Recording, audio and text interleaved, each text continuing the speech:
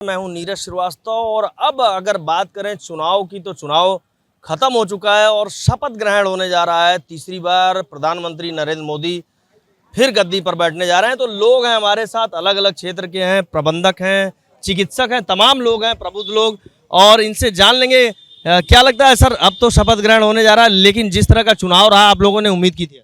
नहीं, ऐसा उम्मीद तो हमने नहीं किया था, क्योंकि हम लोग ये जान रहे थे कि जिस तरह से एग्जिट पोल आ रहे थे कि बीजेपी जीत रही है, लेकिन ये जो भी चुनाव का रिजल्ट आया है ये बहुत अच्छा रिजल्ट है, बैलेंस्ड रिजल्ट है। क्योंकि विपक्ष जो है होना बहुत ज़रूरी है। किसी भी लोकतंत्र के बचाव के लिए विपक्ष का होना ज़रूरी है, और जब तक विपक्ष सशक्त नहीं रहेगा तब तक देश का विकास होना मुश्किल है। लगता है जो कहा जा रहा था कि अब की बार 400 पार 80 सीटें जीतेंगे, तो इसका नुकसान भी उठाना पड़ा बीजेपी को। एकदम नुकसान उठाना पड़ा। जैसे एक होता है ना, ओवर कॉन्फिडेंस वर्ड होता है।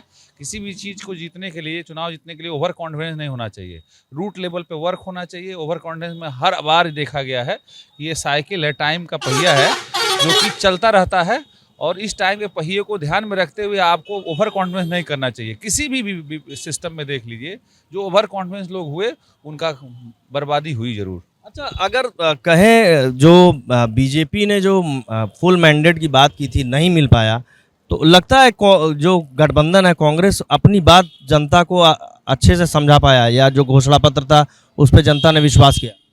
देखिए, इस बार कांग्रेस ने अपना जो अभियान चलाया, जो हमको दिखाई दे रहा है कि वो एकदम बैलेंस लेके चले।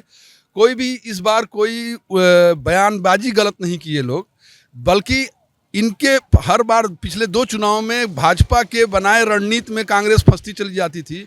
इस बार कांग्रेस के रणनीति में भाजपा फंसती नजर आ रही थी, और इसीलिए भाजपा के लोग जो भी चुनाव में भाषण दे रहे थे, वो हिंदू मुसलमान पाकिस्तान इस पे वो लोग ज़्यादा केंद्रित किए हुए थे। जबकि कांग्रेस जो है पूरे मुद्दों को, बेरोजगारी, महंगाई, अग्निवीरों के मुद्दे, इन सब मुद्दों को लेकर वो चुनाव में आई, और सबसे बड़ा मुद्दा जो लेके आया वो संविधान की रक्षा करना। और जिस संविधान को राहुल गांधी दिखा रहे थे, सबसे बड़ी ताकत कल संसद भवन में दिखाई दी कि राहुल गांधी ने कल नरेंद्र मोदी को झुका दिया जब वह संविधान पर बार बार माथा टेक रहे थे। यह है राहुल गांधी की स्ट्रेंथ, ये थी इस बार कांग्रेस की स्ट्रेंथ। अच्छा, अगर बात करें बैलेट से जो वोट पड़ा था, पुरानी पेंशन बहाली भी एक मुद्दा है, जो कि गोरखपुर में भी हम लोगों ने देखा, जो बैलेट से वोट पड़े कर्मचारियों के, तो काफ़ी नाराजगी दिखी बीजेपी के खिलाफ वोट पड़े का। देखिए, ये एक बहुत पुराना मुद्दा है, और केवल इसी चुनाव में नहीं, अभी विधानसभा का चुनाव हुआ था, उसमें भी बैलेट से कर्मचारियों ने भाजपा के विरुद्ध जाके वोट किया था, और इस बार भी भाजपा के विरुद्ध उन्होंने वोट किया है।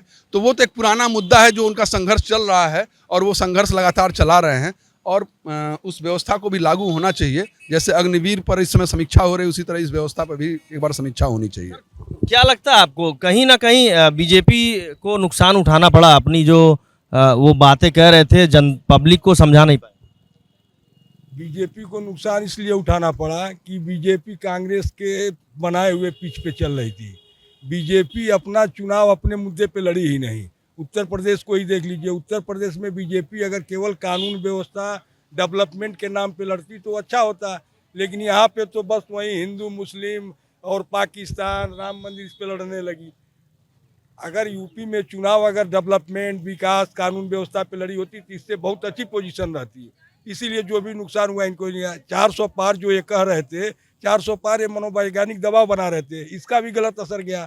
ये अपने मुद्दे पर लड़ते कि हम अगर 320 सीट पाएंगे तो हम एक करेंगे, ये तो बताए नहीं कि 400 सीट पाने के बाद हम क्या लगता है आपको, जो युवा थे उनमें नाराजगी दिख रही थी? पूरी नाराजगी थी। जब से भाजपा की सरकार प्रदेश में बनी है, सारी भर्तियां जो है या तो कोर्ट में रहती है या पेपर लीक हो जाता है। इसके पहले जो है सपा गवर्नमेंट 69 भर्ती थी, वही थोड़ी भर्तियां जो बाकी रह गई थी इनके काल में हुई, उसके बाद कोई भर्ती नहीं हुई। अच्छा, चलिए, कुछ यूथ भी है, ये जान लेते हैं, क्या युवाओं में नाराजगी थी सरकार को लेकर, या क्या वजह थी जो सीटों की कमी जो है देखने को? सरकार की कुछ गलत नीतियाँ, जैसे अग्निवीर का आना। अब जैसे युवा एनसीसी 3 साल कर रहे हैं, उसके बाद फिर 4 साल, उसके बाद उनका कैरियर का कुछ बच नहीं रहा है। तो मेन कारण वही है, और सबसे बड़ी बात यह है कि रोजगार का न निकल पाना। पेपर लीक का कुछ असर पड़ा है? बहुत असर पड़ा है। युवाओं के भविष्य से खिलवाड़ होगा तो देश ही नहीं प्रदेश की सरकार जा सकती है। आने वाले दिनों में 2027 का विधानसभा का चुनाव है और यही नहीं, देश के युवा और प्रदेश के युवा अभी जो 2.5 साल का समय बचा है प्रदेश सरकार का, इनको भी देखेंगे। अगर इनकी भर्तियां नहीं निकालेंगे तो इनको भी देश के प्रदेश के युवा उखाड़ फेंकने का काम करेंगे। जातिवाद के मुद्दे पे चुनाव नहीं होता। देश के युवा प्रदेश के युवा ने दिखा दिया बेरोजगारी हमारे लिए एक बहुत बड़ा मुद्दा है।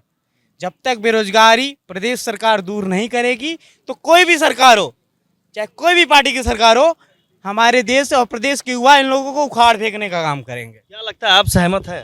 बिल्कुल सहमत हैं। देखिए, जब जिस बेरोजगारी एक ऐसी समस्या है कि जब देश का युवा बेरोजगार होगा, उसके लिए रोजगार की कोई ज़रूरी नहीं कि उसको सरकारी नौकरी ही मिले, ज़रूरी नहीं कि उसके लिए उसको सरकारी नौकरी मिले, रोजगार का सृजन होना ज़रूरी है। हमारी आबादी 140 करोड़ हो गई है। आज एक बहुत बड़ा तबका हमारा यूथ जो है बेरोजगार घूम रहा है।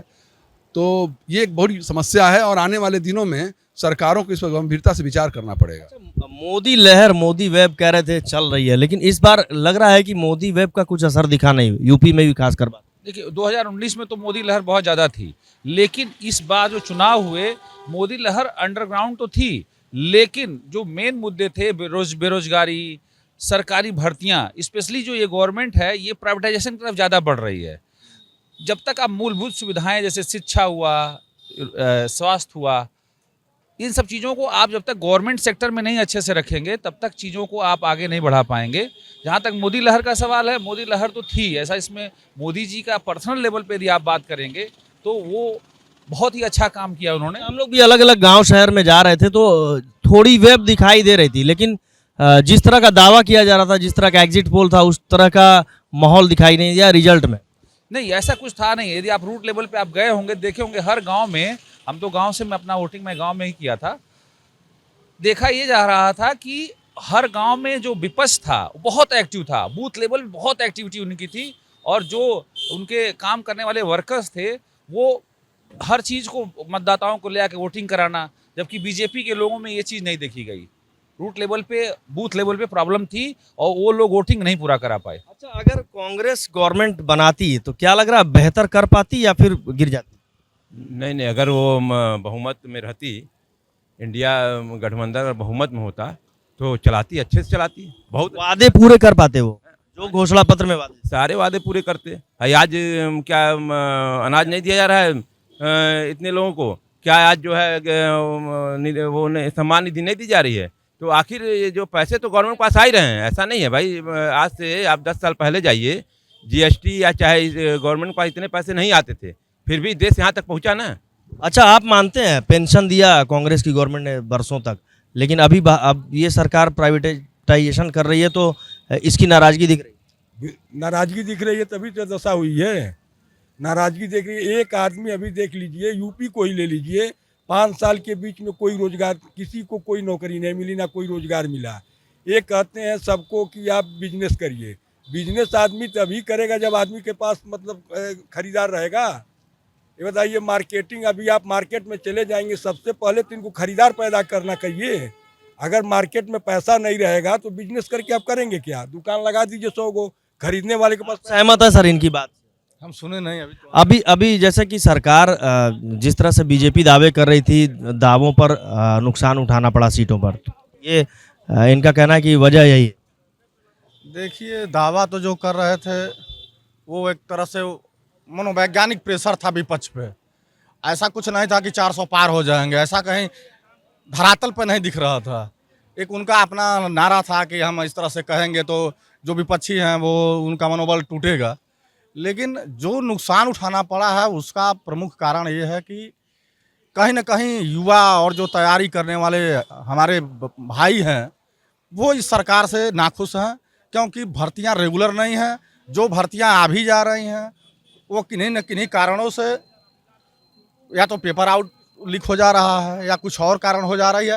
तो एक जो सबसे बड़ा जो इस आज से नहीं अनादि से युवा ही इस देश को, इस समाज को दिशा देता है, परिवर्तन करता है, वो कहीं ना कहीं नाराज दिखा। इस पे मंथन की जरूरत है बीजेपी सरकार तीसरी बार। बिल्कुल मंथन की जरूरत है। युवाओं को रोजगार महंगाई, भ्रष्टाचार।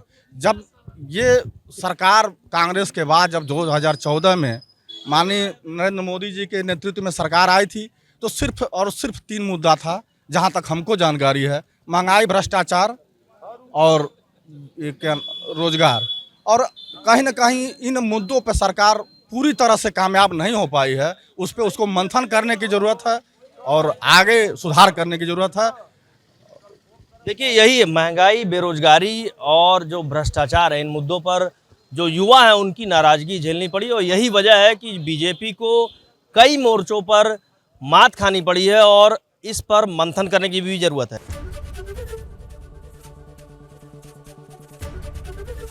एबीपी गंगा, खबर आपकी, जुबान आपकी।